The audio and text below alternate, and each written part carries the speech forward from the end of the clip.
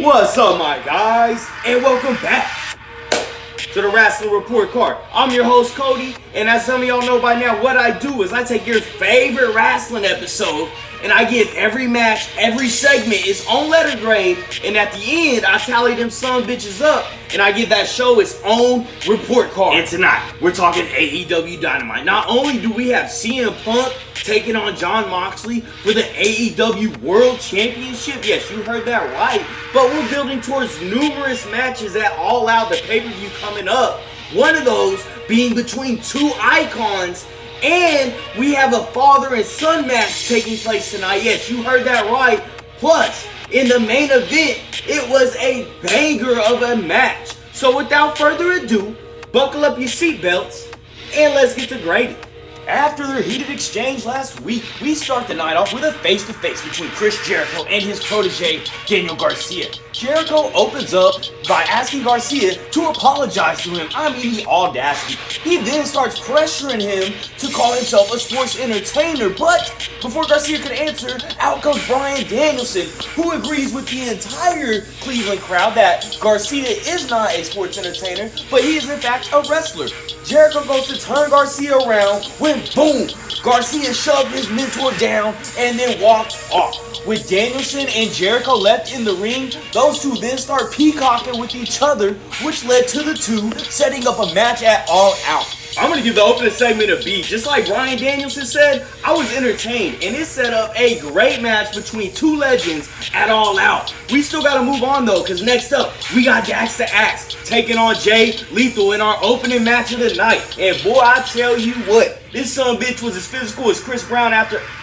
Never mind, I'm not going to go there. But yeah, this was a slobber knocker that had chops and suplexes left and right. We then get into a sharpshooter versus figure four war, and after about 97 roll-ups, Lethal grabs onto the tights of Dax, rolls him up, and gets the 1, 2, 3. But then, after the match, we find out that at All Out, Jay Lethal will be teaming with the Motor City Machine Guns. That's right, and they're going to take on FTR and Wardlow. I'm going to give that an A-.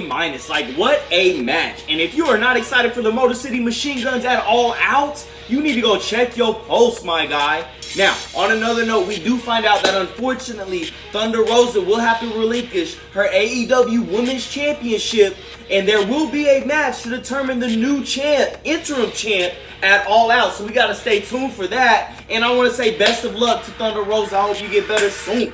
Next up, we got the old tale of father versus son. And I ain't talking about Star Wars, Jack, as you got Billy Gunn taking on his own son, Colten Gunn.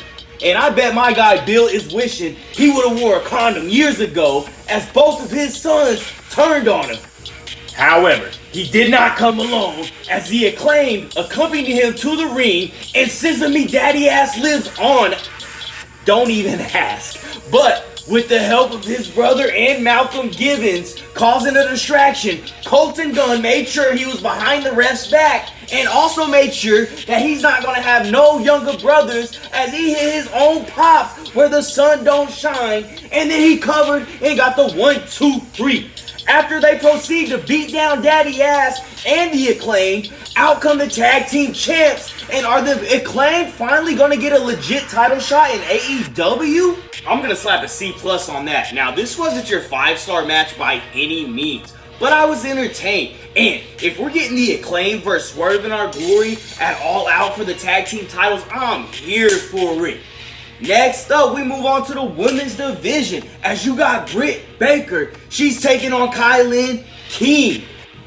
And first off, anyone who was chanting Pittsburgh sucks gotta come see me about that, cause it's Sixburg around here, baby. And have fun with Jacoby Brissett Browns. Anyways, this looked like a pretty stiff match between these two ladies. After a promising start from King, Britt lands the stops, slips on the glove, and applies the lockjaw by down to get the win in Cleveland, but they're used to that getting owned by Pittsburgh in Cleveland.